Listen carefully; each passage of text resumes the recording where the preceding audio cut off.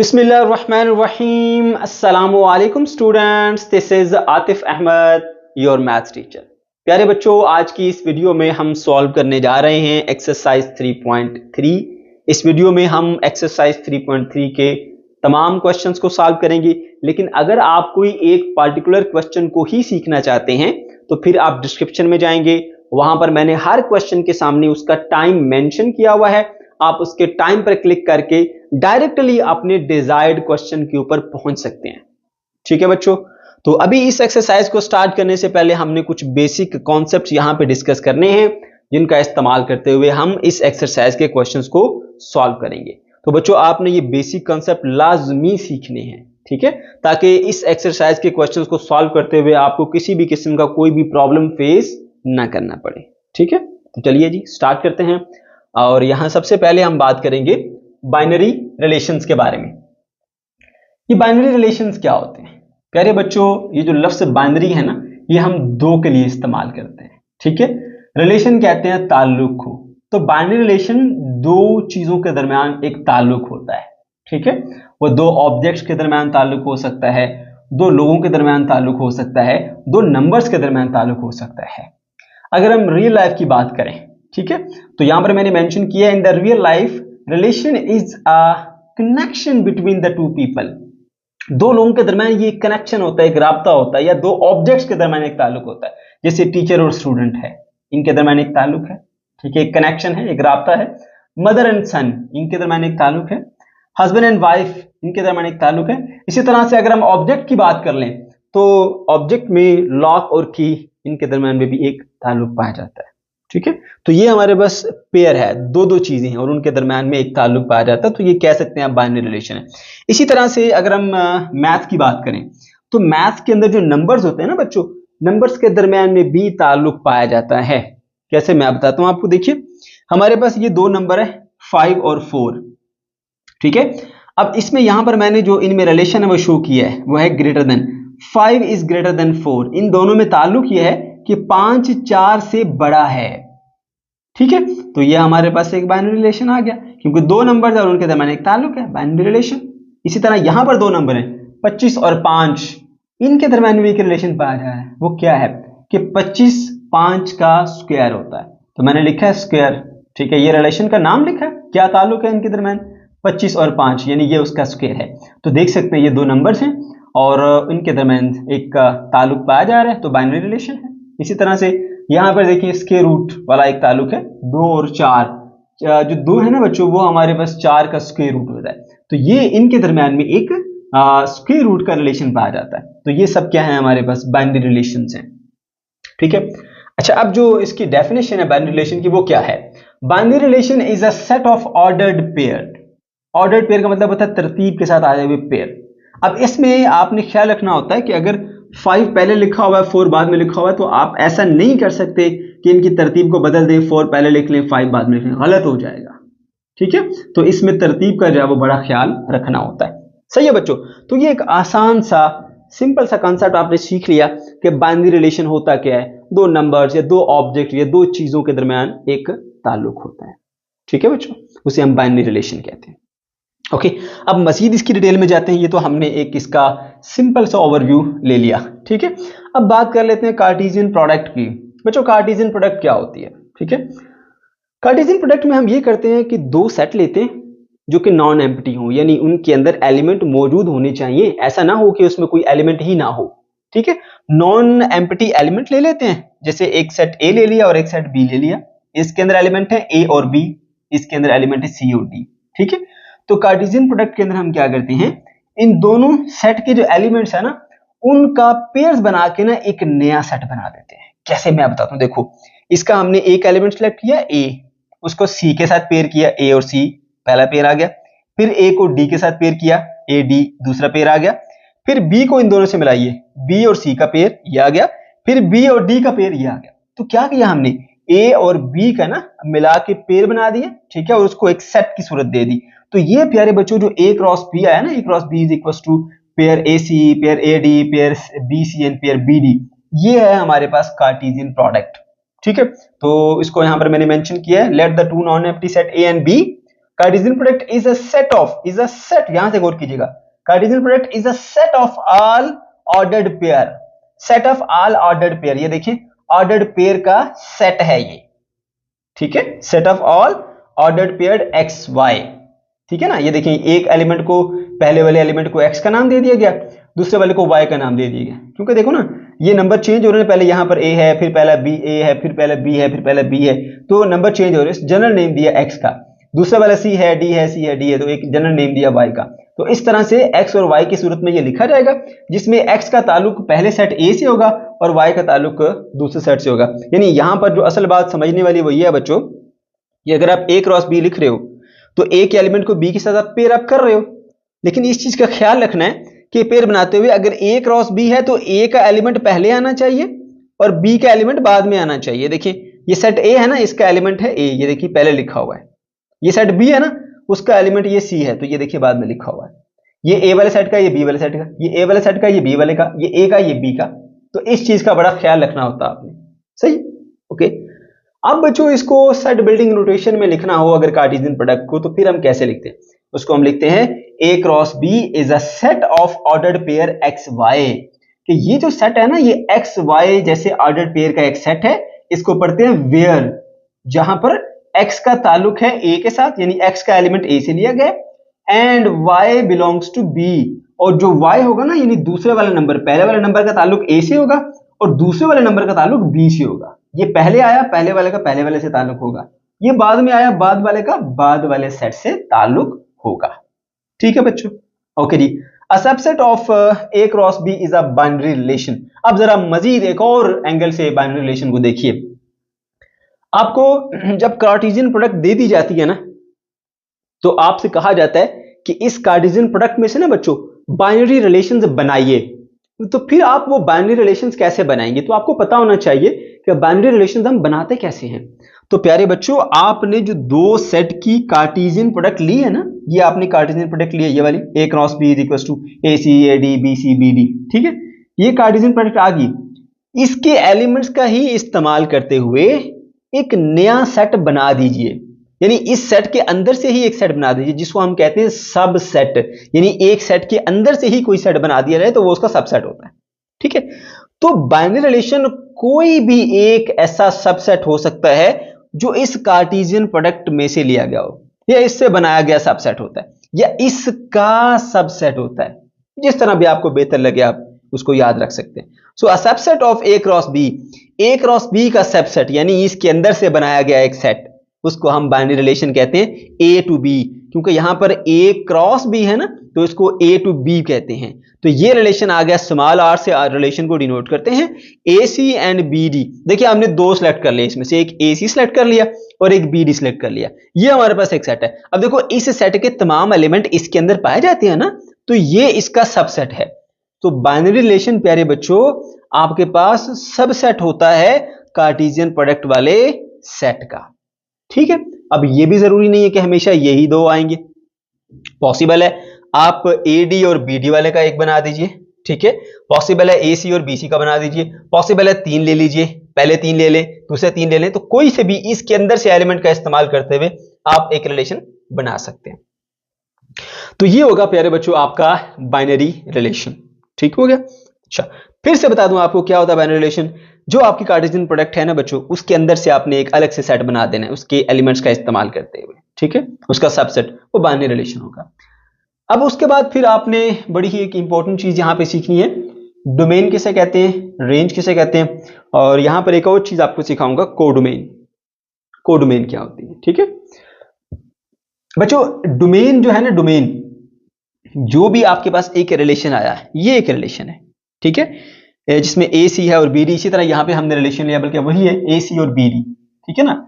जब कहा जाए कि इस रिलेशन की डोमेन मालूम कीजिए, तो उसमें यह होता है कि हम देखते हैं कि इसके जो ऑर्डर्ड पेयर है, यानी एक ये पेयर है और एक ये पेयर है, इसके पहले पहले एलिमेंट कौन से हैं, पहले पहले एलिमेंट का आपने एक सेट बना देना है और कोई एलिमेंट रिपीट नहीं करना।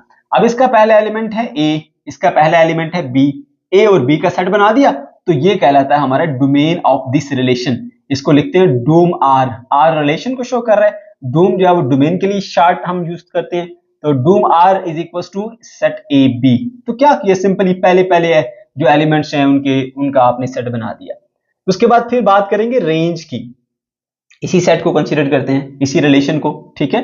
और इस जो रिलेशन की रेंज है वो मालूम करना चाहते हो तो उसमें उसका आखिरी एलिमेंट यानी ये ए सी और ये बी डी, सी और डी, ये इसका आखिरी, ये इसका आखिरी, यानी जो सेकंड वाला कह लें, आखिरी कह लें, सेकंड वाला कह लें, दो ही है तो ये फिर आखिरी हुआ। सी और डी का जो सेट बनेगा ना आपके पास, ये रेंज होता है। यानी सिंपल वे में बताऊं तो जो भी बाइनरी रिलेशन आपको दिया गया है उनमें जो पेयर का पहला नंबर है उनको मिला के जो सेट बनाया जाता है वो डोमेन होती है, और दूसरा जो नंबर है उसको मिला के जो सेट बनाया जाता है वो रेंज होती है। फिर उसके बाद बात करेंगे कोडोमेन की। अब देखो ये जो रिलेशन है ना आर, ठीक है ना, ये बेसिकली इस कार्टेशियन प्रोडक्ट से लिया गया ए क्रॉस बी से, जिसमें एक सेट ए और एक सेट ये बी है, ठीक है। अब ये जो पूरा सेट बी है ना, अगर आप ए क्रॉस बी मालूम कर रहे हैं, ए क्रॉस बी में ये जो दूसरे वाला सेट है बी, ये पूरा का पूरा सेट जो है ये आपका कोडोमेन कहलाता है। क्या कहलाता है? कोडोमेन, याद रखना आपने, सही है बच्चों। तो उसके बाद फिर आ जाइए जी बहुत ही इंपॉर्टेंट पार्ट के ऊपर, जो कि है फंक्शन। और हमारे बच्चे सबसे ज्यादा अगर घबराते हैं तो वो इन फंक्शन से घबराते हैं, लेकिन बच्चों ये इंतहाई आसान है। आज मैं इंशाल्लाह आपको इतने आसान तरीके से ये चीज समझाऊंगा कि आइंदा आपको कभी इसका प्रॉब्लम आएगा ही नहीं, और जो बुक के क्वेश्चन है आप उसको फटाफट से देखते सार उसको सॉल्व कर लेंगे, ठीक है। चलिए सबसे पहले सीखते हैं जी फंक्शन होता क्या है। प्यारे बच्चों, आपका ये जो बाइनरी रिलेशन आया ना, बाइनरी रिलेशन, ये बाइनरी रिलेशन ही कुछ कंडीशंस के साथ फंक्शन कहलाता है, यानी कुछ शर्तें हैं। अगर आपका बाइनरी रिलेशन वो शर्तें पूरी कर दे तो फिर हम कहेंगे कि ये आपका एक फंक्शन है, ठीक है, ओके। अब वो क्या क्या चीजें हैं उसको जरा डिस्कस कर लेते हैं। मैंने यहां पर मेंशन किया है। पहले तो आपको ये बताना है कि आप दो सेट ले लीजिए, ए और बी, जो कि नॉन एम्प्टी है, पहले भी बताया था, ठीक है। और उसमें फिर आपने कार्टेशियन प्रोडक्ट ले लेनी है, ए क्रॉस बी, ये ले ली हमने कार्टेशियन प्रोडक्ट। फिर उसके बाद क्या करना है, उस जो आपका बाइनरी रिलेशन है ना, वो बेसिकली इसका सबसेट होना चाहिए। पहली शर्त क्या है कि जो Cartesian product A cross B है, ये आया आपके पास कार्टेशियन प्रोडक्ट, जो भी आपका रिलेशन होना चाहिए वो इसका सबसेट होना चाहिए। शर्त number 1, the function f is a relation from A to B that is a subset of A cross B, ठीक है ना। अच्छा, पहली शर्त के सबसेट होना चाहिए आपका रिलेशन। दूसरी चीज, domain of the function should be equal to A, ठीक है। डोमेन मैंने क्या बताया था जी, आपको एक रिलेशन दिया हुआ है, चेक करना है इसके फंक्शन है कि फंक्शन नहीं है, तो इसके पहले डोमेन निकालो। ये और ये दोनों क्या आ गए हमारे पास, डोमेन आ गए, ए और सी, ठीक है। ए और सी का सेट आपके पास, सॉरी ए और बी है, सॉरी ए एंड बी, ए और बी आ गई आपके पास डोमेन। अब देखो कि क्या ये जो डोमेन है वो सेट ए के इक्वल है। ये रहा हमारा सेट ए और बी बिल्कुल इक्वल है। तो अगर इक्वल है तो फिर ये फंक्शन की दूसरी शर्त को भी पूरा कर दिया। पहली शर्त तो पूरी हो गई ना कि ये रिलेशन हमने इसी का सबसेट लिया, ठीक है, पहली शर्त पूरी। दूसरी शर्त ये होती है प्यारे बच्चों कि फंक्शन जो है, जो भी आपको रिलेशन दिया हुआ है उसकी डोमेन ए के इक्वल होनी चाहिए। बिल्कुल ए के इक्वल है डोमेन, यहां पर ए भी है, फंक्शन जो जो सेट ए वो भी हमारा ए भी है, बिल्कुल सेम टू सेम, ओके। तो एफ जो है वो इक्वल टू ए है, समझ आ गई, ओके। तीसरी चीज ये है, first element of no two ordered pair is same. अब कोई से भी ऐसे ऑर्डर्ड पेयर नहीं होने चाहिए जिनके पहले एलिमेंट सेम हो जाए। जैसे देखो, अब इसका पहला एलिमेंट है ए, इसका पहला एलिमेंट है बी, तो कोई भी ऑर्डर पेयर ऐसा नहीं जिसके पहले एलिमेंट सेम है, ठीक है ना। तो ये हमारे पास एक फंक्शन है। अगर ऐसा हुआ कि पहला एलिमेंट रिपीट हो गया, यानी जैसे ये ए है फिर ये बी है और अगर तीसरे ऑर्डर पे में फिर ए आ गया, तो फिर ये फंक्शन नहीं होगा। ये रिलेशन तो होगा, फंक्शन नहीं होगा। मैं बताता हूं आपको छोटा सा एक एग्जांपल लेके। देखिए, अब फर्ज कर लें कि अब की बार हमने एक और रिलेशन लिया जो कि पहले 3 एलिमेंट पर मुश्तमिल है। इसको आप स्किप कर दें, ये 3 है, ए सी, ए डी और बी सी। अब देखो, इसमें पहला एलिमेंट क्या है, ए, इसमें पहला एलिमेंट क्या है, ए, ठीक है। तो पहला एलिमेंट रिपीट हो गया इन दो ऑर्डर पेयर के अंदर, तो अब ये फंक्शन नहीं है। ये रिलेशन तो हो सकता है, फंक्शन नहीं हो सकता।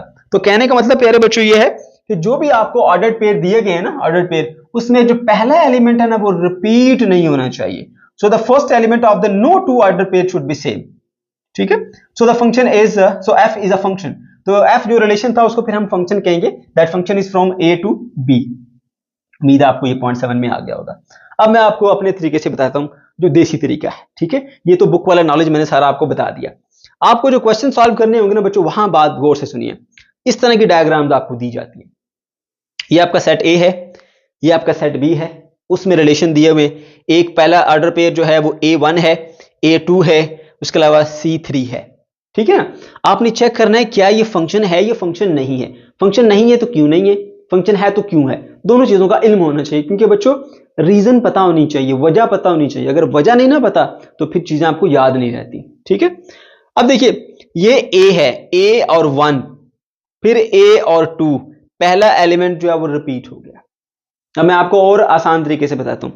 इस सेट को कहा जाता है ये इनपुट है, इसको कहा जाता है ये आउटपुट है। किसी एक इनपुट पर अगर दो आउटपुट मिल रही हो तो वो फंक्शन नहीं होगा।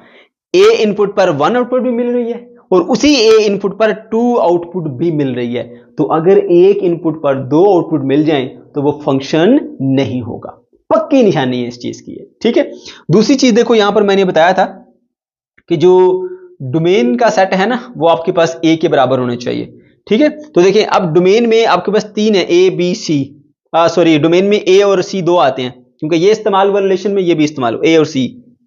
ठीक है, और सेट की बात की जाए तो ए बी सी 3 एलिमेंट है, तो दूसरी शर्त भी यहां पर पूरी नहीं होती। ठीक है, तो ये यहां पर फंक्शन नहीं है। वैसे तो पहली से ही एक भी अगर ना हो तो फंक्शन नहीं होता, लेकिन दूसरी शर्त भी यहां पर पूरी नहीं हो रही। फिर देखिए उससे अगली वाली जो एग्जांपल है, यहां देखिए ए का एक एलिमेंट है, एक एलिमेंट है ए, उसकी इनपुट जो है वो ए और आउटपुट 1 है, बी इनपुट की आउटपुट 2 है, सी इनपुट की आउटपुट भी 2 है। अब देखो दो अलग अलग इनपुट की सेम आउटपुट मिल सकती है, मगर एक इनपुट की 2 आउटपुट नहीं मिल सकती। देख लो यहां पर, ये देखिए ये जो ऐसे तीर निकलेंगे ना, ये पक्की निशानी है बच्चों कि ये फंक्शन नहीं है। हाँ, ये वाली चीज अलाउड है, 2 इनपुट की एक आउटपुट हो सकती है, मगर एक इनपुट की 2 आउटपुट नहीं हो सकती। ठीक है, तो इस तरह से आप जो है वो क्वेश्चन को आसानी से पहचानेंगे कि जब भी आपको ये इस तरह की सिचुएशन नजर आए, एक इनपुट की 2 आउटपुट मिल रही है, भाई फंक्शन नहीं है, ये रिलेशन है। ओके, फिर उसके बाद आ जाते हैं जी बच्चों एक और आपको तंग करने वाला टॉपिक, वो है टाइप्स ऑफ फंक्शन। ये भी इंतहा दर्जे का आसान है, सिर्फ आपने तवज्जो से इसको समझना है। प्यारे बच्चों, जो फंक्शंस होते हैं ना हमारे पास 4-5 तरह के होते हैं। एक इनटू फंक्शन है, ऑन टू फंक्शन है, 1 to 1 फंक्शन है, मैनी वन फंक्शन है और बाइजेक्टिव फंक्शन है। ठीक है, आपकी एक्सरसाइज के अंदर जो है वो बाइजेक्टिव के कुछ क्वेश्चन है और कुछ जो है वो फिर हमारे पास इसके हैं आई थिंक इनटू फंक्शन के। तो मैं आपको समझा देता हूं इसका कॉन्सेप्ट, जरा ध्यान से समझिएगा। पहली बात आपको समझ आ गई फंक्शन क्या होता है। फंक्शन बच्चों 2 तरह के होते हैं, एक 1-1 फंक्शन और एक होता है मैनी वन फंक्शन। अब इसके नाम से जाहिर है कोई आपको परेशानी जो है वो नहीं रहने की जरूरत। यहां पर सीधी सी बात है, 1-1 का मतलब है एक इधर से और एक इधर से, दूसरा इधर से दूसरा इधर से, हर एक का अपना अपना अलग अलग है। तो एक इनपुट है, एक आउटपुट है, ये सिर्फ इसकी है, किसी और की नहीं है। ये इनपुट है, ये आउटपुट है, ये इनपुट और ये आउटपुट, ये सिर्फ एक दूसरे के लिए, किसी और के लिए नहीं। ये आउटपुट सिर्फ और सिर्फ इसकी है, ये इनपुट है, ये आउटपुट है। देखो हर एक का 1 to 1 है, एक इधर एक इधर, एक इधर एक इधर। ठीक है ना, तो यहां पर ये अगर इस तरह की सिचुएशन होगी कि हर एक एलिमेंट के लिए या हर एक इनपुट के लिए अलग से एक आउटपुट मौजूद हो, तो उसको बोले 1-1 फंक्शन, 1 to 1 मुकाबला है इनका, इधर से एक इधर से एक। ठीक है, मैनी टू वन इसके नाम से जाहिर है, ज्यादा का एक से मुकाबला। मैनी मतलब ज्यादा, 1 का मतलब एक, तो ज्यादा का 1 से मुकाबला। देखो अब यहां पर ए के लिए एक इनपुट है, आउटपुट है उसकी 1, बी एक इनपुट है, आउटपुट है उसकी 2, अब जो सी एक इनपुट है उसकी भी आउटपुट 2 ही है। अब ये 2 हो गई, इनपुट 2 है, आउटपुट 1 है। Many to 1, many to 1, 2 inputs की एक आउटपुट, सो मैनी टू 1। यहां पर ऐसा नहीं हुआ, हर एक इनपुट की अलग से एक ही आउटपुट है, यूनिक आउटपुट। ठीक है, तो प्यारे बच्चों इस तरह की सिचुएशन आ जाए जब आपके पास 2 एलिमेंट्स की कम से कम 2 मैं कम से कम कह रहा हूं, कम से कम 2 एलिमेंट्स की एक आपके पास आउटपुट आ जाए, तो मतलब ये मैनी टू 1 है। और अगर हर एक एलिमेंट की अपनी अलग अलग से एक मिली हो आपको आउटपुट, तो फिर ये 1-1 फंक्शन है। अब इसमें बताओ कोई मुश्किल चीज है?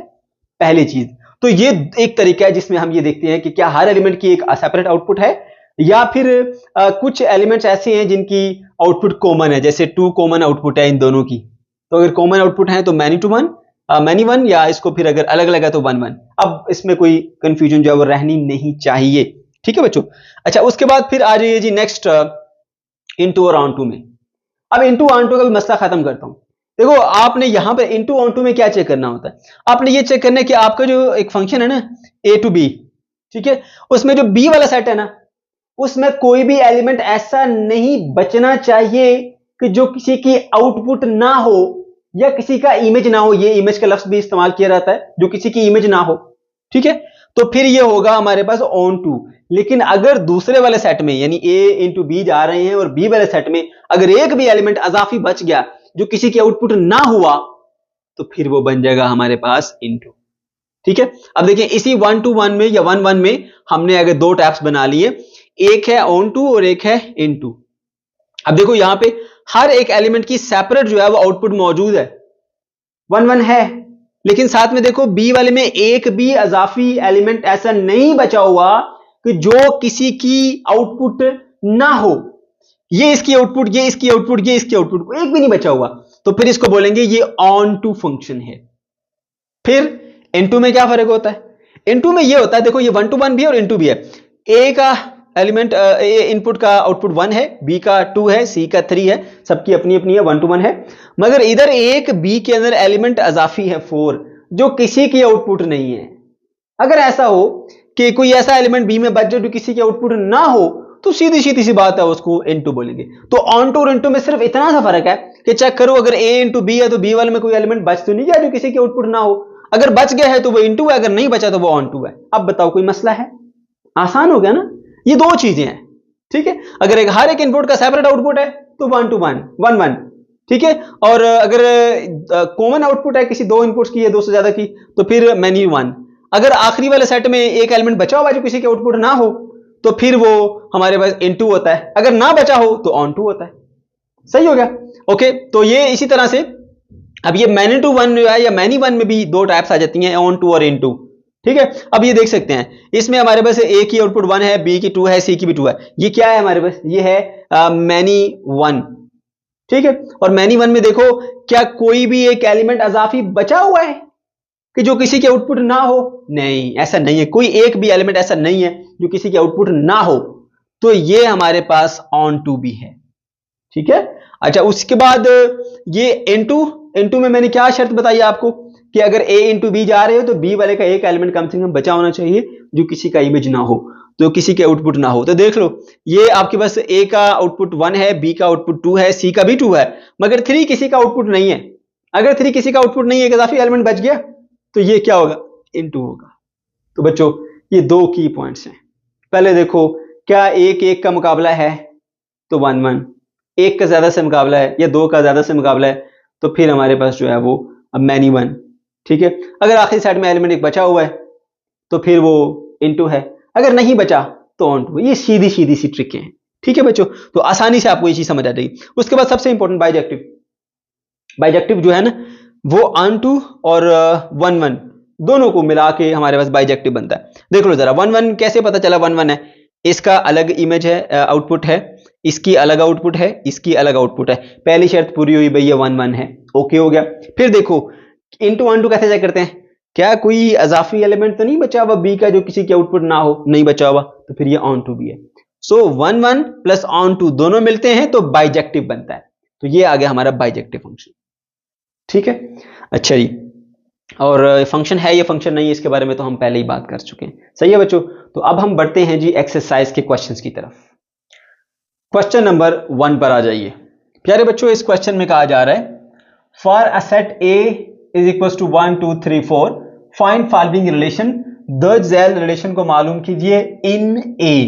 अब इस बात का मतलब यह है कि आपने ए के साथ कार्टेशियन प्रोडक्ट निकालना है, ठीक है। उसका एक आंसर आएगा एक ऑर्डर्ड पेयर के सेट की सूरत में। फिर उसमें से आपने ये चार जो रिलेशंस हैं वो निकालने हैं, ठीक हो गया। उसके बाद फिर आपने क्या करना है, स्टेट, डोमेन एंड रेंज। फिर जो रिलेशन आपके पास निकल कर आएंगे उनकी डोमेन भी मालूम करनी है आपने और उनकी रेंज भी मालूम करनी है। सही है बच्चों। तो चलिए जी स्टार्ट करते हैं। सबसे पहले हम ए इंटू ए यानी कि जो कार्टेशियन प्रोडक्ट है वो मालूम कर लेते हैं। तो यहां लिखते हैं G A into A is equal to, A set में हमारे पास 1 है, 2, 3 और 4, फिर आगे ए ही है तो फिर लिखेंगे 1, 2, 3 और ये आ गया 4। अब बच्चों आपने ना इनकी कार्टेशियन प्रोडक्ट निकालनी है। तरीकाकार क्या होता है मैं आपको बताता हूं बच्चों। आप एक नंबर सेलेक्ट करते हो यहां से, उनका ना इन सब के साथ एक जोड़ा बनाते हो, फिर दूसरा सेलेक्ट करते हो, उनका इन सब के साथ जोड़ा बनाते हो, फिर तीसरा सेलेक्ट करते हो, उनका जोड़ा बनाते हो सबके साथ, फिर चौथा का सबके साथ जोड़ा बनता है। ठीक है, ये काम करना है आपने। तो यहाँ पे सबसे पहले आप एक सेट का निशान लगाते हैं। अब 1 को 1 के साथ पेयर करेंगे, 1 1 आ गया। फिर आप 1 को 2 के साथ पेयर करेंगे, फिर 1 को 3 के साथ पेयर करेंगे, फिर 1 को 4 के साथ पेयर करेंगे। तो ये हमने 1 को इन चारों के साथ पेयर कर लिया। अब 2 ले लीजिए, हम क्या करेंगे 2 को 1 के साथ पेयर करेंगे, फिर 2 को 2 के साथ पेयर करेंगे, फिर 2 को 3 के साथ पेयर करेंगे, फिर 2 को 4 के साथ पेयर करेंगे। कर लिया। फिर 3 ले लीजिए, फिर हम क्या करेंगे जी 3 को 1 के साथ पेयर करेंगे, 3 को 2 के साथ पेयर करेंगे। ठीक है, फिर इसी तरह से 3 को 3 के साथ पेयर करेंगे, फिर हम जो है वो 3 को 4 के साथ पेयर करेंगे। फिर उसके बाद आप 4 ले लेंगे और 4 को 1 के साथ पेयर करेंगे, 4 को आप 2 के साथ पेयर करेंगे और उसके बाद फिर आप 4 को 3 के साथ पेयर करेंगे और 4 को 4 के साथ आप पेयर करेंगे। ये आपके पास एक सेट आ गया। इसे हम कहते हैं बच्चों कार्टेशियन प्रोडक्ट और ये है A इंटू ए। ठीक हो गया। अच्छा, अब ये आ गया हमारे पास कार्टेशियन प्रोडक्ट। इसमें से हमने ये चारों रिलेशंस निकालने हैं। अब रिलेशन नंबर 1 क्या कहता है? रिलेशन नंबर 1 ये कह रहा है कि ये एक ऐसा सेट है। पहले आपको ये बता दूं रिलेशन क्या होते हैं। ये बेसिकली इसी के सब सेट होते हैं, यानी कि इनके अंदर से एलिमेंट लेके आप एक नया सेट बना लेते हो। ठीक है, इन्हें हम रिलेशन कहते हैं। Relation is a subset of Cartesian product. ठीक हो गया। अब देखिए ये कह रहा है कि ये एक ऐसा सेट है जिसमें ऑर्डर्ड पेयर एक्स वाई है और जो y है वो बराबर होगा x के। ठीक हो गया। अब x पहली टर्म है और y दूसरी टर्म है। सही है। तो कह रहा है x y के बराबर होने चाहिए, यानी जिसके अंदर पहला और दूसरा दोनों बराबर होंगे ना, आपने वो यहां पे लिखने हैं। सही है। तो उसमें फिर हमारे पास एक सेट निकल के आ जाएगा। ये देखिए पहला दूसरा बराबर है, 1 1 1 एंड 1 आ गया। उसके बाद देखिए जी यहां पे नहीं आएगा, ये नहीं आएगा, ये नहीं आएगा, ये 2 2 बराबर है, यहां लिख देते हैं जी हम 2 और 2। उसके बाद आगे चलते चलते ये 3 3 बराबर है, तो 3 3 वाले लिख दीजिए, 3 एंड 3। फिर आगे चलते चलते चलते चलते चलते वो लास्ट में 4 4 वाले बराबर है, तो आपके पास आएगा 4 एंड 4। ठीक है, तो ये आपके पास एक सेट आ गया जो हमने इसके अंदर से ही बनाया है, इसलिए ये एक रिलेशन है। ठीक है, इसको हम R1 से डिनोट कर देते हैं। अब हमने इसकी डोमेन और रेंज बतानी है, तो डोमेन के लिए हम शॉर्ट टर्म यूज करते हैं डोम ऑफ R1। मेरे बच्चों डोमेन में ना ये जो पहली पहली एंट्री होती है ना, ये पहली पहली एंट्री, इनका आपने एक सेट बना के लिखना होता है 1 2 3 4, लेकिन कोई एलिमेंट रिपीट नहीं करना। 1 2 3 और 4, ये आपके पास जो है वो डोमेन का सेट आ गया। रेंज मालूम करनी है तो रेंज के लिए RAN लिखते हैं ऑफ दिस रिलेशन R1। ठीक है, उसमें जो लास्ट वाली एंट्रीज होती है ना, ये वाली 1 ये 2 ये 3 और ये 4। ठीक है, तो ये आएगा हमारे पास 1 2 3 और 4, ये डोमेन आ गई और ये रेंज आ गई। ठीक हो गया। अच्छा बच्चों उसके बाद ना आप अगर देखेंगे तो लास्ट में ना इन पॉइंट्स को इस ग्राफ के ऊपर भी बनाना बताया गया है, तो कोई मसले की बात नहीं है, ग्राफ हम बना देते हैं 1 1। तो पहला आप समझिए ये अलोंग द एक्स एक्सिस और दूसरा point along the y axis होता है, तो 1 और 1 ये आ गया 1 और ये आ गया 1, इन दोनों पॉइंट्स को मिलाइए, इधर पॉइंट बन गया। उसके बाद 2 2, तो यहां से ऊपर आ जाइए 2 पे, इधर से भी इधर आ जाइए 2 पे, 2 2 पे इधर पॉइंट बन जाएगा। 3 3 पे, तो एक्स एक्सिस पे भी 3 और वाई एक्सिस पे भी 3, तो दोनों को मिलाइए, यहाँ पे पॉइंट आ जाएगा। फिर जो है 4 4, तो 4 जो है वो यहाँ से ऐसे इधर आ गया और ये यहाँ से 4 वाई एक्सिस पे, एक्स एक्सिस पे 4 वाई एक्सिस पे 4। तो ये प्यारे बच्चों आपके पास जो पॉइंट्स है वो निकल कर आए हैं यहाँ पे। ठीक हो गया। अच्छा उसके बाद फिर हम आ जाते हैं जी इसके पार्ट नंबर 2 के ऊपर। ये भी एक रिलेशन है और इसमें कहा जा रहा है कि ये ऐसे ऑर्डर पेयर का एक सेट है, यानी this is a set of x y order pair in which x plus y is equal to 5, यानी कि पहली एंट्री दूसरी एंट्री को जमा करोगे ना तो जवाब 5 आएगा, उनका ये सेट है। ठीक है, तो इसको हम नाम दे देते हैं इस रिलेशन को R2 और यहाँ पे लिखते हैं देखिए 1 + 1 2 होता है, 1 + 2 3, 1 + 3 4, 1 + 4 5, 5 आ गया, पहले दूसरे एंटर किया 5 आ गया, 1 और 4 आएगा, 1 and 4, क्योंकि उसने कहा x को y में जमा करें तो 5 आएगा। फिर देखिए 2 1 3 होता है, ये 4 और 2 3 5 होता है, तो 2 और 3 आ जाएगा, 2 and 3, 2 3 के बाद फिर 2 और 4 6 होता है, ये हमारे पास 3 और 1 जो है ये 4 होता है, 3 2 5 होता है, तो 3 and 2 आएगा, 3 and 2, 3 2 के बाद फिर बच्चों आगे 3 3 6 होता है, ये 7 होता है, 4 और 1 5 होता है, तो यहाँ पे लिखेंगे जी हम 4, 1, ये भी आ गया।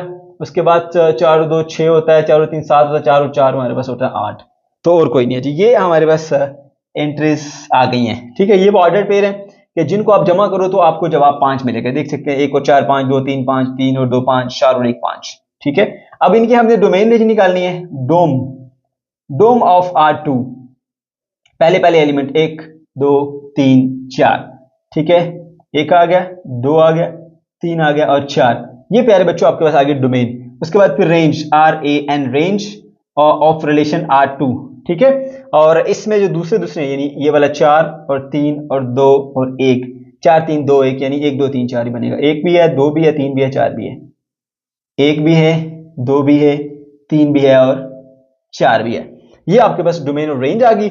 अब उसके बाद आपने इन पॉइंट्स को, ये जो पॉइंट्स आए इनको ग्राफ में बनाना है। ठीक है, 1 और 4, एक्स एक्सिस पे 1, वाई एक्सिस पे 4, एक्स एक्सिस पे 1 और वाई एक्सिस के ऊपर 4, यहां पे पॉइंट बनेगा। उसके बाद 2 और 3, ये आ गया हमारे पास 2 और वाई एक्सिस पे आ गया 3, यहां पे पॉइंट बनेगा। फिर 3 और 2, ये आ गया हमारे पास 3 और ये आ गया बच्चों 2, यहां पर पॉइंट बनेगा। फिर 4 और 1, तो ये आ गया हमारे पास 4 और ये आ गया वाई एक्सिस पे 1, इनका पॉइंट बनेगा। तो ये आपके पास वो पॉइंट्स निकल कर आए हैं।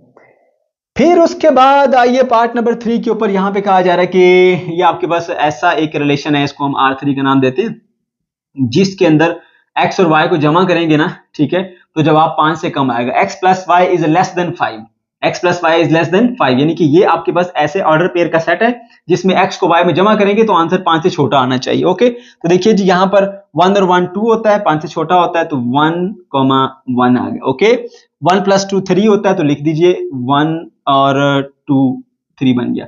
उसके बाद 1 और 3 4 होता है, तो 1 और 3 भी आ जाएगा। और उसके बाद फिर 1 और 4 5 होता, नहीं आएगा, 2 और 1 3, 2, 1 3 आ गया।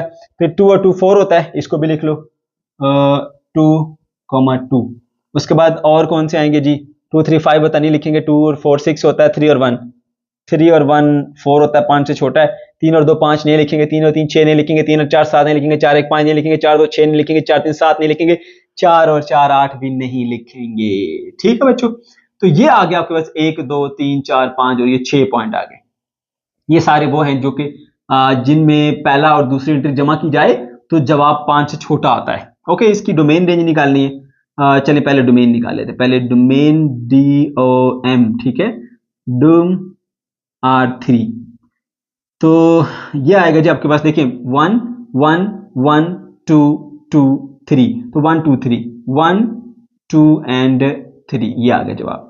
उसके बाद फिर बच्चों रेंज निकालनी है आपने, RAN, रेन ऑफ R3, तो इसमें ना आखिरी एलिमेंट देखा जाएगा 1 2 3 1 2 1 2 3 1 2 1, तो 1 2 3 ये आएगा, 1 आएगा, फिर 2 आएगा और फिर 3 आएगा।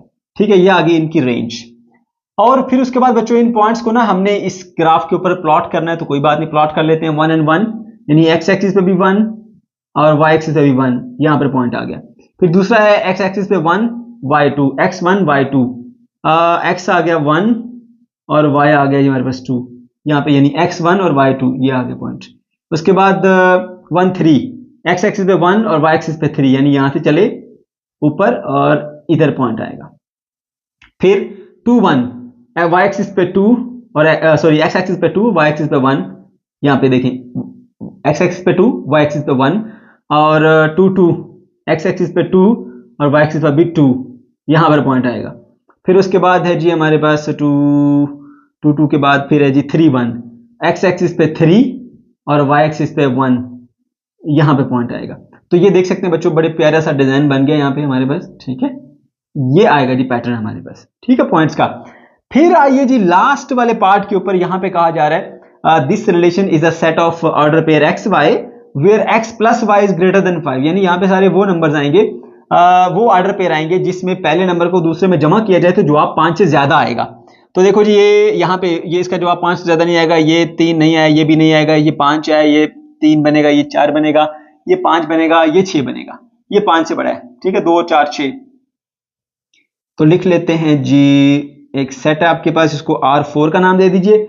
सेट में आएगा 2 और 4, एक बार फिर से देख लेता हूँ, यानी कोई रह ना जाए। 1 1 2 बनेगा, 3 बनेगा, 4 बनेगा, 5 बनेगा, 3 बनेगा, 4 बनेगा, उसके अलावा ये 5 बनेगा, ये हाँ ठीक है, बस यही बनेगा। उसके बाद फिर आगे है जी 3 1 4, 3 2 3 और 2 5 बनता है, 3 3 6, 3 और 3 आएगा इसके अंदर 6, 3 और 3 के बाद फिर 4 और 1 5 बनता है, 3 और 4, हाँ ये भी आएगा ना, 3 3 तो 6 होता है, 3 और 4 7 होता है, तो 3 and 4 का पेयर आएगा। उसके बाद 4 और 1 6 होते हैं, 5 होते हैं, नहीं आएगा, और 4 और 2 6 होते हैं, 4, 2 ये 6 होते हैं, ये भी आएगा। उसके बाद बच्चों 4 और 3 7 होते हैं, वो वाला भी आएगा, 4 and 3, 4 and 3 के बाद फिर आएगा 4 and 4, 4 and 4। ठीक है, ये आ गए। ठीक है, ये देख सकते हैं, ये जितने भी हैं 4 2 6 3 3 6 3 4 7 4 2 6 4 3 7 4 4 8, ये सारे वो हैं जिनका सम करें आप x को y में, यानी पहली एंट्री को दूसरी एंट्री में जमा करें तो जवाब जो है वो आपको 5 से बड़ा मिलेगा। ठीक है बच्चों, तो ये आ गया हमारे पास सेट। अब इसकी हमने डोमेन और रेंज निकालनी है, तो निकालेंगे जी डूम R4, वो क्या आएगी, पहले एंट्री 2 3 3 4 4 4, 2 3 4, 2 3 और 4, क्योंकि एलिमेंट कोई भी रिपीट नहीं करना, 1 यहां पर नहीं, देख सकते हैं 2 3 3 4 4 4, 2 3 4।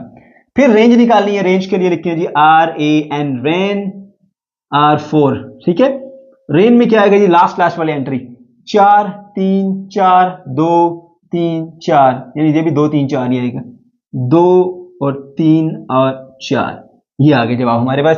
अब बच्चों क्या करना है जी, आपने इन पॉइंट्स को ना प्लेस करना है जी इस ग्राफ के ऊपर, 1 बाय 1 प्लेस करेंगे, 2 और 4, यानी x पे 2 y पे 4, x पे आ गया जी 2 और y पे आ गया 4, थोड़ी सी टेढ़ी लाइन होगी, सीधा लेके जाते हैं इसको यहाँ पे ऐसे, ये आ गया पॉइंट हमारा पहला। फिर 3 3, ठीक है, x एक्सिस पे 3, y एक्सिस पर भी 3, उसके बाद फिर 3 4, x एक्सिस पे 3 और y एक्सिस पे 4, x एक्सिस पे 3 इधर और y एक्सिस पे 4 इधर पॉइंट बनेगा। ठीक है, उसके बाद फिर 3 4 के बाद 4 2, x एक्सिस पे 4 और y एक्सिस के ऊपर 2, ये आ गया। ठीक है, और उसके बाद 4 2 के बाद 4 3, x एक्सिस पे 4, y एक्सिस पे 3, ये y एक्सिस आ गया, इसका 3 इधर आएगा। ठीक है, फिर उसके बाद है जी 4 4, x एक्सिस पे भी 4 और y एक्सिस पे भी 4, ये यहां पर पॉइंट आया। तो ये देख सकते हैं जी, यहाँ पे आपके पास एक ट्रायंगल सी बन गई पॉइंट की, जैसे यहाँ पर बनी थी ट्रायंगल, उसी तरह की ट्रायंगल आपके पास यहाँ पर भी बन गई। ठीक है बच्चों, तो ये हमारा पहला क्वेश्चन जो है वो सॉल्व हो गया। इसके अंदर हमने सबसे पहले ए क्रॉस ए मालूम किया, फिर ये रिलेशंस निकाले, इंतहाई आसान है। उसके बाद फिर आपने डोमेन रेंज निकाली है, डोमेन रेंज निकालने के बाद फिर आपने इनको जो है वो पॉइंट्स को ग्राफ के ऊपर शो किया। क्वेश्चन नंबर 2 पर आ जाइए प्यारे बच्चों। इस क्वेश्चन में कहा जा रहा है which of the following diagram represent the function end of which type. ये आपको 4 डायग्राम दी गई हैं और इनके बारे में पूछा जा रहा है कि इनमें से कौन सी डायग्राम जो है वो फंक्शन को रिप्रेजेंट करती है और कौन सी फंक्शन को रिप्रेजेंट नहीं करती। अब जो फंक्शन को रिप्रेजेंट करती है उसका टाइप ऑफ फंक्शन भी आपको बताना होता है कि कौन सा यहां पर टाइप ऑफ फंक्शन है। ठीक है बच्चों, चलिए पार्ट नंबर 1 से स्टार्ट करते हैं। प्यारे बच्चों, जब आपने ये देखना हो कि ये फंक्शन को रिप्रेजेंट करती है या फंक्शन को रिप्रेजेंट नहीं करती, तो उसका तरीकाकार क्या होता है। आपके पास ये डायग्राम दी है, इसको नाम दे दें ए और बी का। ये आपके पास सेट ऑफ इनपुट आ जाता है, ये आपके पास सेट ऑफ आउटपुट आ जाता है। अगर किसी एक पार्टिकुलर इनपुट के ऊपर आपको 2 आउटपुट मिल रही हो तो बच्चों ये पक्की निशानी होती है कि ये फंक्शन नहीं है। यहां पर देखिए 1 एक इनपुट है जिसके ऊपर ए भी आउटपुट मिल रही है और उसी 1 के ऊपर बी भी आपको आउटपुट मिल रही है, इसलिए ये फंक्शन नहीं है। देख के आप पहचान लेंगे, नॉट अ फंक्शन लिखेंगे। Not a function. अब यही चीज जो है ना बुक में किस तरह से आपको बताई गई है, बुक में जो कंडीशन लिखी है फंक्शन की, उसमें एक वाज़ेह तौर पे कंडीशन लिखी हुई है कि जो भी आपके पास एक रिलेशन है उसमें कोई भी दो ऑर्डर पेयर ऐसे नहीं होने चाहिए कि जिनकी फर्स्ट एंट्री मैच करे। अब देखिए यहाँ पर इस रिलेशन में 1 और a का एक पेयर है, 1 और a का, ठीक है। दूसरा 1 और b का पेयर है, 1 और b का। बाकी मैं नहीं बनाता, खाली दो को ही देखें तो ये दो ऑर्डर पेयर में इसकी पहली पहली एंट्री मैच कर गई, इसलिए ये फंक्शन नहीं है। ओके बच्चों, चलिए फिर आते हैं जी पार्ट नंबर 2 के ऊपर। अब यहां पर देखिए इस एलिमेंट की एक ही आउटपुट है, इसकी भी एक ही आउटपुट है, इसकी भी एक ही आउटपुट है, ठीक है। तो ये हमारे पास फंक्शन है, तो आप लिखेंगे yes this is function, this is function, ठीक है। तो ये हमारे पास फंक्शन है। ओके, अब अगर फंक्शन है तो फिर इसका टाइप ऑफ फंक्शन भी बताना पड़ेगा। टाइप ऑफ फंक्शन आप कैसे बताएंगे? देखिए दो चीजें बच्चों आपने चेक करनी होती हैं। एक आपने ये चेक करना होता है कि ये 1 to 1 है, 1 1 है या मैनी 1 है। दूसरी चीज आपने ये चेक करनी होती है कि ये इनटू है या ऑन टू है। उसके लिए दो चीजें, ध्यान से बात सुनिएगा। आपने पहले ये देखना है कि क्या हर एक एंट्री की अपनी यूनिक एक आउटपुट है, इस इनपुट की ये आउटपुट है, इस इनपुट की ये आउटपुट है, यानी इनका 1 1 मुकाबला है ऐसे, ठीक है। कोई रिपीटेशन नहीं, कोई कॉमन कुछ भी नहीं है। तो इसका मतलब है कि भाई ये यहां पर जो है वो 1 1 फंक्शन है, ठीक है। ये आ गया 1 1 फंक्शन। दूसरी चीज अब ये भी चेक करना होता है कि क्या ये इनटू या ऑन टू तो नहीं है। इनटू ऑन टू को चेक करने के लिए बच्चों सबसे इजी तरीका ये है कि ये आपका ए है, ये बी है, ए टू बी आपका फंक्शन है। अब जो बी वाला सेट है ना, अगर उसमें कोई एक भी एंट्री ऐसी बची हुई जो किसी के आउटपुट ना हो तो बच्चों वो आपका होगा फंक्शन इनटू, ठीक है। और अगर कोई एंट्री ना बची जो किसी के आउटपुट ना हो तो फिर आपके पास होगा ऑन टू। अब देखो ये वाली एंट्री है, इसकी आउटपुट, ये इसकी आउटपुट, ये इसकी आउटपुट, कोई एक भी एंट्री बची नहीं है जो किसी के आउटपुट ना हो, इसलिए ये ऑन टू फंक्शन भी है,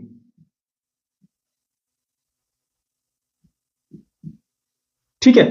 और जब आप का एक फंक्शन जो है वो 1 1 भी हो और ऑन टू भी हो तो उसे हम बोलते हैं बाइजेक्टिव फंक्शन,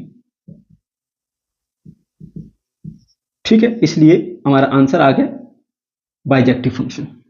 ओके, अच्छा उसके बाद फिर आइए जी फिगर नंबर 3 के ऊपर। आप फिगर नंबर 3 को देखिए जरा गौर से, क्या ये फंक्शन है या फंक्शन नहीं है। पहली बात ये, हर एक एंट्री की एक ही आउटपुट है, ठीक है। और कोई मतलब ऐसी एंट्री नहीं है इनपुट की जिसकी दो आउटपुट हों, ठीक है। इसकी आउटपुट ये, इसकी आउटपुट ये, इसकी आउटपुट ये, ठीक हो गया। ऐसी कोई कंडीशन नहीं है कि एक इनपुट पे दो आउटपुट हों, ऐसा नहीं है। इसलिए ये फंक्शन है, लिखेंगे yes this is function, yes this is function,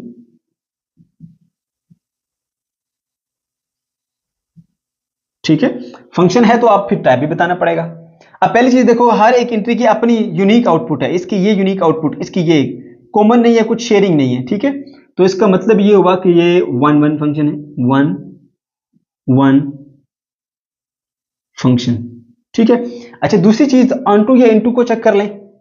on to into को चेक करने के लिए ये हमारा ए टू बी फंक्शन है, और देखो बी वाले ग्रुप के अंदर कोई एक भी एंट्री अगर ऐसी मिल गई आपको जो कि किसी की आउटपुट ना हो तो फिर ये इनटू होगी, अगर ऐसा नहीं हुआ तो ऑन टू। अब देखो ये वाली इसकी आउटपुट है, ये इसकी आउटपुट है, ये इसकी आउटपुट है, कोई एक भी एंट्री ऐसी नहीं मिली आपको जो किसी की आउटपुट ना हो, इसलिए ऑन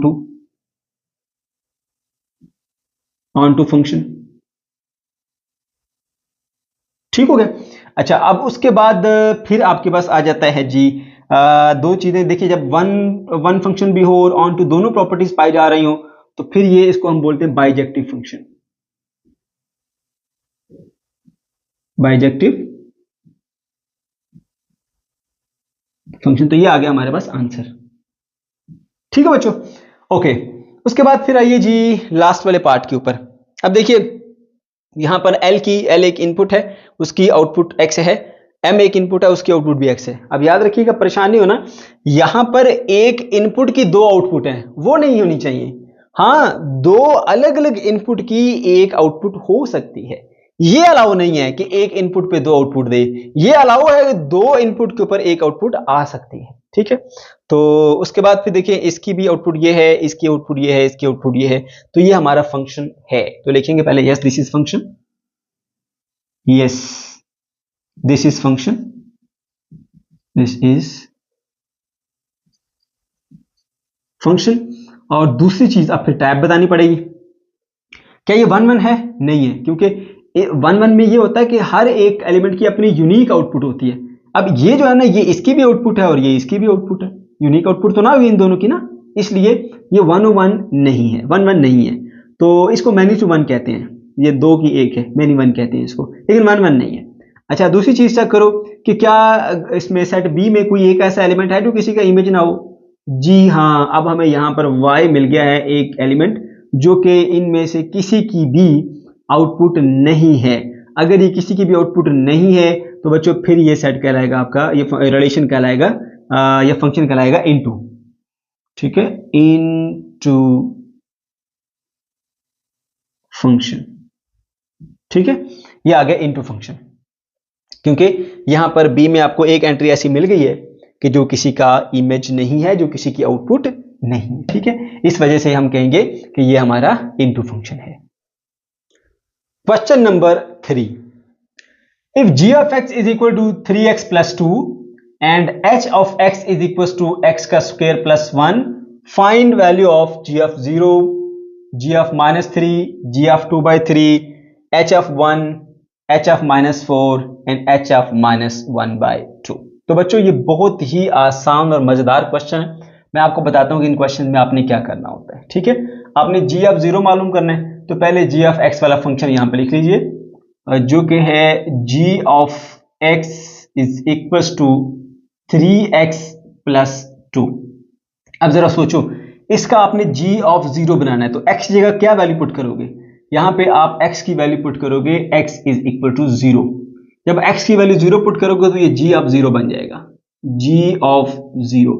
अब जहां जहां x है वहां वहां 0 पुट करना पड़ेगा, 3 into 0 plus 2, तो ये बच्चों g of 0 बन गया आपके पास 0 plus 3 into 0 0, 0 plus 2 आपके पास आएगा 2, तो ये आ गया आंसर, ठीक है। अच्छा, उसके बाद g of -3 निकालना है, तो आप g of x का पहले रिलेशन लिखिए, g of x बराबर होता है 3x plus 2 के।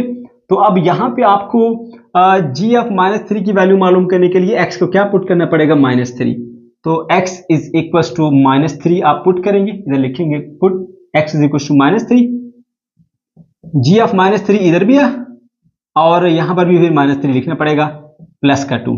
अब देखिए जरा, 3 इंटू -3 ये माइनस का 9 बन गया और ये प्लस का 2, तो माइनस का 9 प्लस का 2 आंसर आएगा माइनस का 7, क्योंकि जब नंबरों के साइन डिफरेंट होते हैं तो नंबरों को माइनस करते हैं, बड़ी रकम का साइन लगाते हैं, ठीक है। तो -7 इसका आंसर आ गया। फिर आए जी इसके पार्ट 4 के ऊपर, g of 2/3। अगेन आप g of x का फॉर्मूला लिखिए, जो कि है g of x is equals to 3x plus 2। तो आपने अगर यहां पे g of 2/3 मालूम करना है तो आपको यहां पुट करना पड़ेगा, put x is equals to 2/3। तो जब आप यहां पे पुट करेंगे g of 2/3, जहां जहां x है वहां 2/3 पुट कीजिए, 2/3 प्लस 2, ये 3 इस 3 से कट गया और यहां रह गया 2, 2 plus 2 बन जाता है आपके पास 4। तो ये आ गया बच्चों आपके पास answer, g of 2/3 is equal to 4। उसके बाद फिर आप आ जाइए h वाले क्वेश्चंस के ऊपर, h of 1 मालूम करना है। अब h of x किसके इक्वल है वो लिखिए पहले, h of x जो है वो इक्वल है जी x का स्क्वायर प्लस 1 के। तो यहां पे आपने क्योंकि h of 1 निकालना है तो आप पुट करेंगे, put x is equal to 1। तो यहां पे पुट करते हैं, x की वैल्यू 1 पुट करते हैं, 1 का स्क्वायर प्लस 1, अब 1 का स्क्वायर 1 ही होता है, प्लस ये वाला 1, 1 + 1 2 बनेगा। तो ये प्यारे बच्चों आ गया आपके पास आंसर, कितना आसान क्वेश्चन है। उसके बाद फिर ये भी h वाला है, और h वाला रिलेशन लिखेंगे, h of x is equals to x का square plus 1, x square plus 1। अब यहां पर देखिए h of -4 मालूम करने के लिए यहां पे x की वैल्यू पुट करनी पड़ेगी, put x is equals to -4, तो ये बन जाएगा h of -4 और फिर उसकी वैल्यू आ जाएगी। अब -4 का वैल्यू यहां पे पुट करेंगे और प्लस का ये 1, तो नेगेटिव नंबर का स्क्वायर भी पॉजिटिव नंबर आता है, 4 4 द 16 होता है, और प्लस का ये 1, ये टोटल बन जाता है 17। ये आ गया हमारे पास इसका आंसर। अब आ जाए जी पार्ट नंबर 6 के ऊपर। यहाँ पे मालूम करना है h ऑफ -1/2। तो h ऑफ x वाली इक्वेशन लिखिए, h of x is equal to x का स्क्वायर प्लस का 1 आएगा। ठीक है, अब यहाँ पे अगर आपने h ऑफ -1/2 बनाना है तो x की जगह पर ये -1/2 पुट करना पड़ेगा। तो लिखेंगे जी यहाँ पे put x is equal to -1/2। तो आ जाएगा जी h of -1/2 is equal to -1/2 का स्क्वायर जमा 1 आएगा। ठीक है, अब नेगेटिव नंबर का जब स्क्वायर लेते हैं तो आंसर पॉजिटिव आता है। ठीक है, कोई भी नेगेटिव नंबर हो उसका स्क्वायर लेंगे आंसर पॉजिटिव आएगा।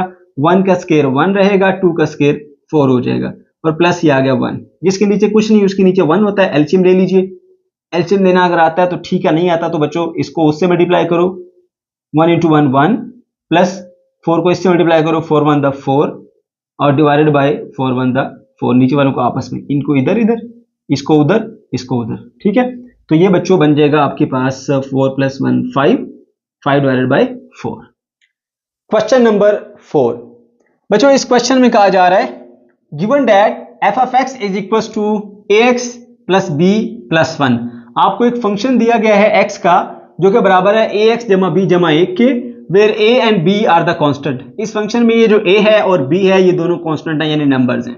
ठीक है, if f of 3 is equal to 8 and f of 6 is equal to 14, अगर f of 3 8 के बराबर है और f of 6 जो है वो 14 के बराबर है, then find the value of a and b। ठीक है, तो आपने a और b की वैल्यू को यहाँ पे मालूम करना है। सबसे पहले यहाँ पे डाटा लिखेंगे। डाटा में आपको फंक्शन दिया हुआ है जी, फंक्शन f ऑफ x वो बराबर है बच्चों ax जमा b जमा 1। ठीक है, और इसके अलावा आपको इन फंक्शन की दो वैल्यू दी हैं, f ऑफ 3 बराबर है 8 के, और f ऑफ 6 बराबर है जी 14 के।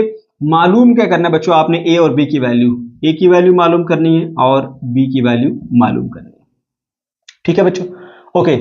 तो क्या करेंगे जी, आपने ऐसा करना है, सबसे पहले ना जो इस इंफॉर्मेशन दी है ना इसका इस्तेमाल करते हुए इक्वेशन बना लेनी है। देखो, अब अगर f ऑफ x जो है, f ऑफ x वो बराबर है ax जमा b जमा 1 के। ठीक है, तो आप ऐसा करें, यहां पे x की वैल्यू 3 पुट करें, put x is equal to 3। ठीक है, ऐसा करने से क्या होगा, ये f ऑफ 3 बन जाएगा, और जहां जहां x है वहां 3 आ जाएगा, तो ये बन जाएगा 3a प्लस b, इसी तरह से रहा, प्लस का 1 ऐसे ही रहा।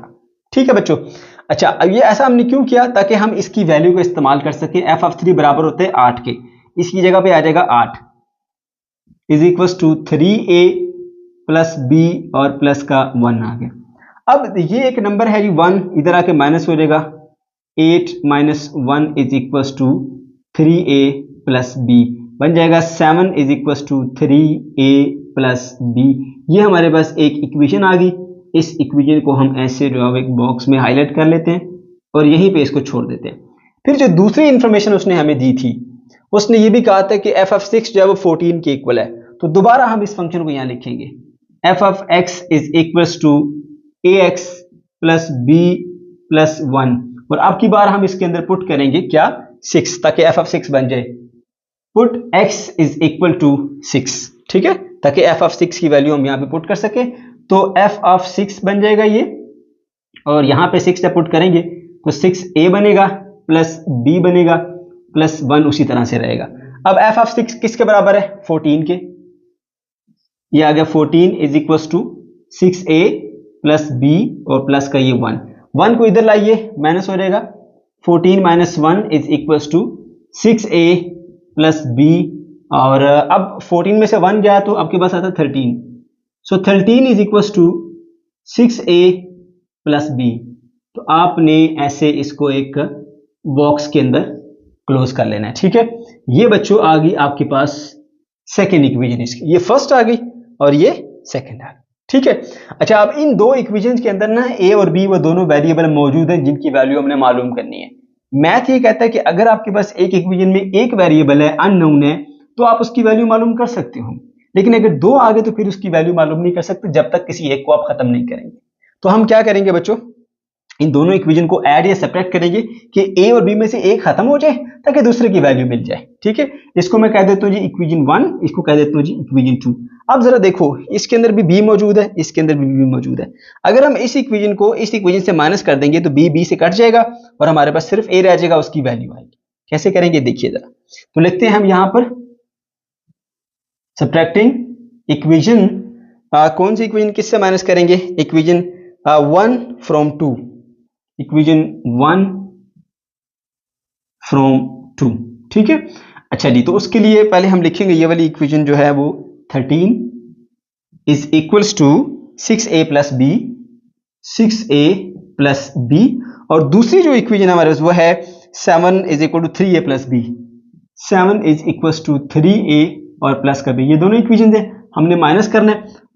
माइनस करते हुए हम साइन नीचे वाली के चेंज करते हैं इक्वेशन के, ये पॉजिटिव था नेगेटिव हो गया, ये भी नेगेटिव हो जाएगा, ये भी नेगेटिव हो जाएगा। अब ऊपर वाला साइन इस्तेमाल नहीं होगा, नीचे वाला होगा, प्लस का बी माइनस का बी इधर ही कट गए। ठीक है, बी खत्म हो गया। अब ये 6a है माइनस 3a, 6 एप्पल में से 3 एप्पल गए तो आपके पास आया 3 एप्पल। ठीक है, ओके। 13 में से 7 गए तो आपके पास कितने आए, पीछे 6 आ गए।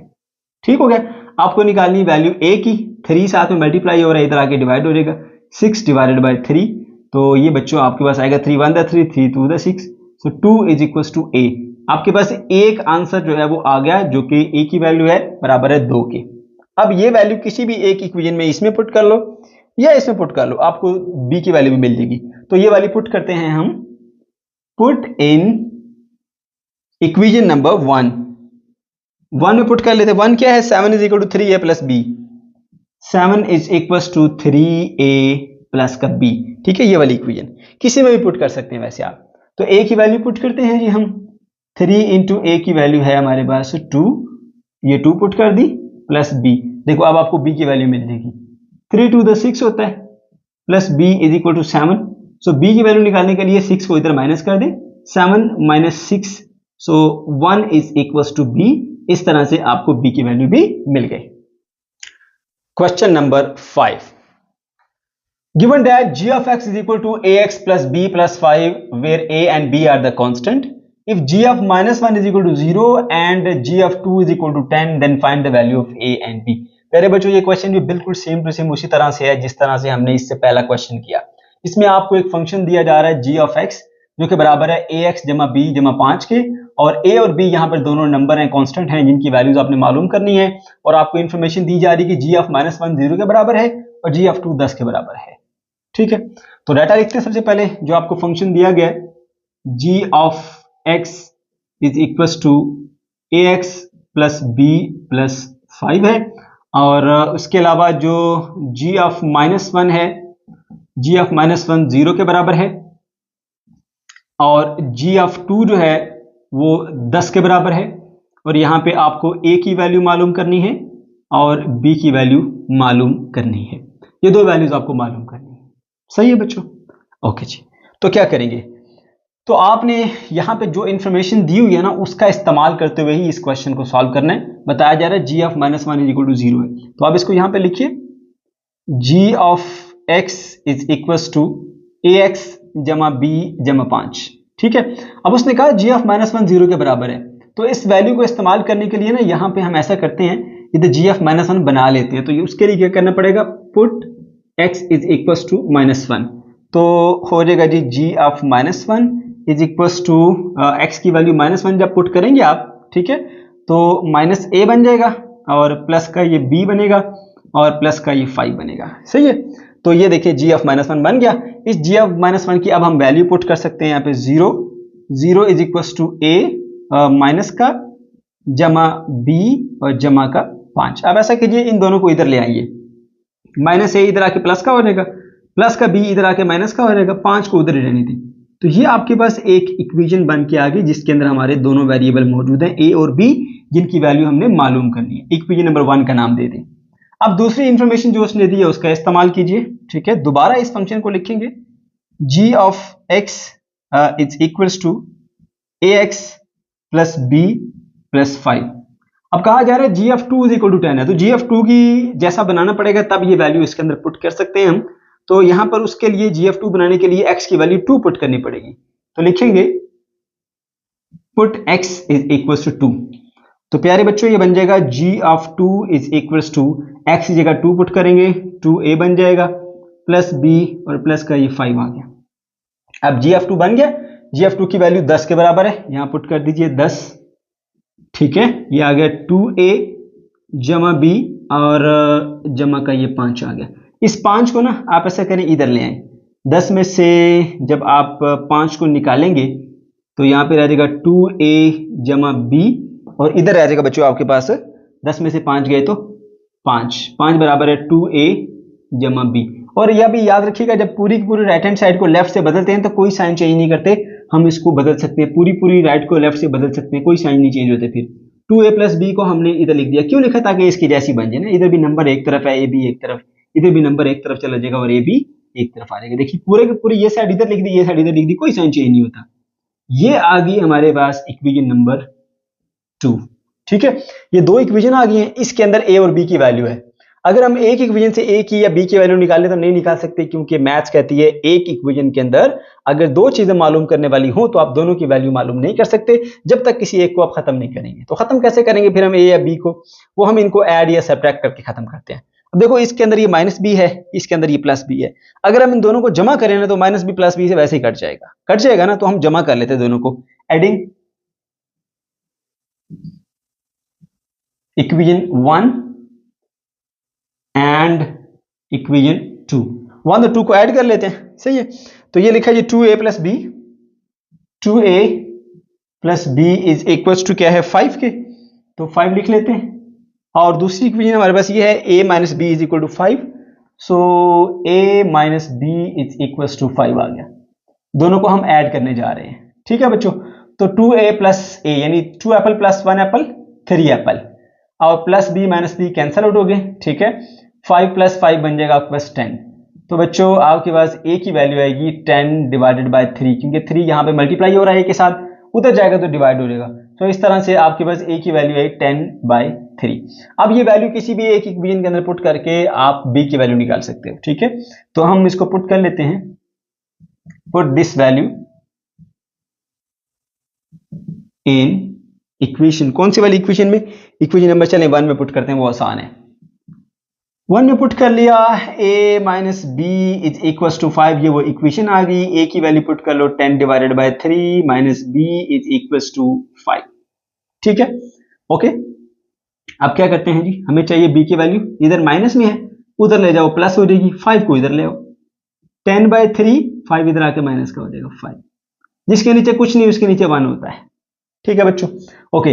अब आपने लेने हैं जी यहाँ पर एलसीएम लेना आता है तो अच्छी बात है, नहीं आता तो ट्रिक इस्तेमाल करो, इसको उससे मल्टीप्लाई करो। 10 1 दा 10, माइनस है तो माइनस सेंटर में लगाओ, 3 5 दा 15, मल्टीप्लाई कर दिया इसको उधर, नीचे वालों को आपस में 3 1 दा 3। तो प्यारे बच्चों 10 में से 10 माइनस 15, इन दोनों को माइनस करेंगे तो माइनस का 5 आएगा और divided by 3 is equal to b। ये आ गई आपके पास b की value -5 divided by 3। Question number 6 पर आ जाइए बच्चों। इस क्वेश्चन में कहा जा रहा है consider the function defined by f of x equal to 5x plus 1। एक फंक्शन लीजिए जिसको आप यूं डिफाइन करेंगे कि f of x बराबर है 5x जमा 1 के। If f of x equal to 32 find value of x। अगर जो f of x है वो 32 के बराबर है तो फिर आप x की वैल्यू को मालूम कीजिए। बहुत ही आसान और मजेदार सा क्वेश्चन है। डाटा नोट कीजिए कि भाई f of x जो है वो बराबर आ जाता है हमारे पास 5x प्लस 1 के, ओके। और f of x की वैल्यू भी आपको दे दी गई है, वो बराबर है 32 के, राइट। और आपको क्या मालूम करना है जी, find the value of x, ये हमने मालूम करनी है। तो आप ऐसा कीजिए ना, इस इक्वेशन को पहले नाम दे दीजिए 1 का। ये f of x की वैल्यू दी हुई है, ये वैल्यू उठा के इसमें पुट कर दीजिए। पुट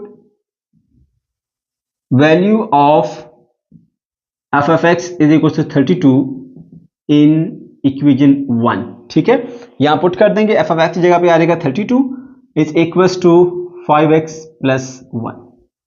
ठीक है बच्चों, अब आपको चाहिए x की वैल्यू, 1 उसके साथ प्लस हो रहा है, इधर ले आइए, 32 minus 1 is equal to 5x, okay. ये बन जाएगा 31 इज इक्वल टू 5x।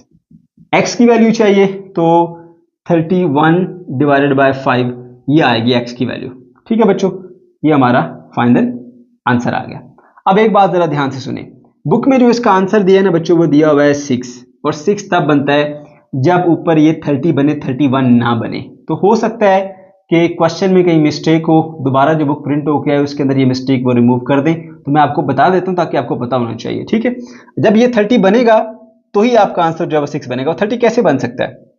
30 ऐसे बन सकता है कि जो ये वाली वैल्यू ना, ये 1 की बजाय 2 हो जाएगी। जब ये 2 हो जाएगी, 2 यहां से माइनस होगा तो ये 30 बन जाएगा। ठीक है, या फिर दूसरा ऑप्शन जो है वो ये है कि ये 32 की बजाय 31 होगा। जब 31 में से 1 माइनस होगा तो फिर भी ये 30 बन सकता है। तो दो ऑप्शन है, या इसके अंदर चेंजिंग हो सकती है, या फिर आपके पास जो है वो चेंजिंग हो जाएगी कहां पे, यहां पर। ठीक है, अगर ना चेंजिंग हुई तो फिर यही जवाब हमारा बिल्कुल ठीक है और ऐसा ही रहेगा, फिर बुक में आंसर गलत है। क्वेश्चन नंबर 7 पर आ जाएं। Consider the function f of x is equal to c x square plus d. एक फंक्शन लीजिए एफ ऑफ एक्स जो कि बराबर है सी एक्स का square plus d, where c and d are the constant. यहां पे सी और डी दोनों कांस्टेंट है, यानी नंबर्स हैं। If f of 1 is equal to 6 and f of minus 2 is equal to 10 then find the value of c and d. अगर f of 1 6 के बराबर है और एफ ऑफ माइनस 2 10 के बराबर है तो फिर आपने सी और डी की वैल्यू मालूम करनी है। सबसे पहले डाटा लिखते हैं जी। आपको फंक्शन दिया गया है f of x is equal to c x का स्क्वायर प्लस डी। ओके, और इसके अलावा कहा गया है कि एफ ऑफ 1 जो है वो बराबर है 6 के और एफ ऑफ माइनस 2 बराबर है 10 के। वैल्यू मालूम करनी है बच्चों आपने सी की और डी की, ये दोनों वैल्यूज आपने मालूम करनी है। ठीक है, तो जो इंफॉर्मेशन दी गई है उसका इस्तेमाल करते हुए ही हम क्वेश्चन को सॉल्व करेंगे। सबसे पहले इसको फंक्शन को लिखेंगे, f of x is equal to c x का स्क्वायर प्लस डी। अब आपको एक वैल्यू दी है जी एफ ऑफ 1 इक्वल टू 6 होता है। ठीक है, तो इधर हम एफ ऑफ 1 बनाएंगे ताकि इसकी वैल्यू को इस्तेमाल किया जा सके। तो यहां पे उसके लिए क्या करेंगे जी, put x is equal to, यहां पे 1 पुट करेंगे तो एफ ऑफ 1 बनेगा। x is equal to 1 put कर लेते हैं, F of 1 is equal to C 1 का स्क्वायर प्लस डी। अब एफ ऑफ 1 किसके इक्वल है, 6 के इक्वल है, उसकी जगह पे 6 लिख दीजिए। 1 का स्क्वायर 1 होता है, 1 को c से मल्टीप्लाई करो c ही मिलेगा प्लस d। तो ये बच्चों आपके पास एक इक्वेशन आ गई है c और d के वेरिएबल पर मुश्तमिल, इसको इक्वेशन कह दीजिए 1। इसी तरह से दोबारा इस फंक्शन को लिखिए, f of x is equal to c x का स्क्वायर प्लस डी। ठीक है, और दूसरी इंफॉर्मेशन का इस्तेमाल कीजिए, f of minus 2 is equal to 10। अब यहां पर देखिए इस वैल्यू को पुट करने के लिए पहले एफ ऑफ माइनस 2 बनाना पड़ेगा। तो यहां पे x की वैल्यू अगर आप माइनस 2 पुट करेंगे तो ही एफ ऑफ माइनस 2 बनेगा। Put x is equal to minus 2। ठीक है, तो ये बन जाएगा बच्चों आपके पास एफ ऑफ माइनस 2 c और माइनस 2 की जगह x की जगह माइनस 2 पुट कर देंगे, उसका स्क्वायर प्लस d। अब देखो बेटा c के साथ माइनस 2 का स्क्वायर मल्टीप्लाई हो रहा है, किसी भी नेगेटिव नंबर का स्क्वायर लिया जाए तो पॉजिटिव आंसर आता है। 2 का स्क्वायर 4 होता है, तो ये बन जाएगा 4 इंटू सी प्लस डी। अब एफ ऑफ माइनस 2 किसके बराबर था, 10 के बराबर था, लिख दीजिए 10। तो ये आपके पास दूसरी इक्वेशन आ गई। ठीक है, जिसके अंदर हमारे ये दोनों वेरिएबल हैं सी और डी। अब क्या करेंगे, मैंने आपको बार बार बताया कि एक इक्वेशन के अंदर अगर दो चीजें मालूम करने वाली हों तो किसी एक की वैल्यू भी मालूम नहीं कर सकते। तो उसके लिए फिर क्या करते हो, आप किसी एक को पहले खत्म करते हो फिर दूसरे की वैल्यू मिलती है। अगर सी खत्म करोगे तो डी की वैल्यू मिलेगी, डी खत्म करोगे तो सी की वैल्यू मिलेगी। कैसे करें, इन दोनों को ऐड या सब्ट्रैक्ट कर सकते हैं हम। देखिए इसमें भी डी है, इसमें भी डी है। अगर हम इस वाली इक्वेशन को इससे माइनस कर लेंगे, subtract equation number 1 from equation number 2, तो डी हमारा कट जाएगा। ठीक है, तो यहां पे हम लिखेंगे सब्ट्रैक्ट इक्वेशन नंबर 1 फ्रॉम 2। इस 2 वाली इक्वेशन से 1 वाली इक्वेशन को माइनस कर देते हैं। तो लिखते हैं जी यहां पे 10 is equals to 4c plus d, ये इक्वेशन लिख दी। ये वाली माइनस करके नीचे लिखते हैं इसको, 6 is equals to c plus d. तो जब माइनस करना होता है ना बच्चों, साइन चेंज करते हैं नीचे वाली के सारे साइन, प्लस है तो माइनस, माइनस है तो प्लस। जिसका कोई साइन नहीं होता उसका साइन प्लस होता है, याद रखो करो। इसलिए प्लस को हमने माइनस में बदल दिया। अब प्लस का डी और माइनस का डी कट जाएगा क्योंकि नीचे वाला साइन कंसीडर होगा। 4c में से 1c गया तो 3c रह गए। ठीक है, 10 में से 6 गए, 4 रह गया। आप सी की वैल्यू निकालना चाहते हो तो 3 इधर जाके डिवाइड हो जाएगा, 4 divided by 3 is equal to value of C. ये आ गई सी की वैल्यू। ठीक है बच्चों, उसके बाद फिर नेक्स्ट वैल्यू निकालनी है जी आपने डी की। तो इन दोनों इक्वेशन में से किसी एक में ये वैल्यू पुट करेंगे। तो चलिए इसमें पुट करते हैं, C is equal to 6 plus D, 6 sorry equal to C plus D. अब यहां पे सी की वैल्यू पुट कर लेते हैं, 6 is equal to 4 divided by 3 plus d. Okay, ये इधर आके माइनस हो जाएगा, 6 minus 4 by 3 is equal to d. जिसके नीचे कुछ नहीं होता उसके नीचे 1 होता है बच्चों। एलसीएम लेना पड़ेगा क्योंकि फ्रैक्शंस आ गई हैं। 3 को उससे मल्टीप्लाई करो, 3 6 दा 18, आसान तरीका, ट्रिक इस्तेमाल किया करो। 4 1 दा 4 लिख दिया, नीचे वालों को आपस में 3 1 दा 3 इज इक्वल टू डी। तो 18 में से 4 गए तो आपको मिलते हैं 14, बड़ा 3 इज इक्वल टू डी। ये प्यारे बच्चों आ गया आपके पास दूसरा आंसर।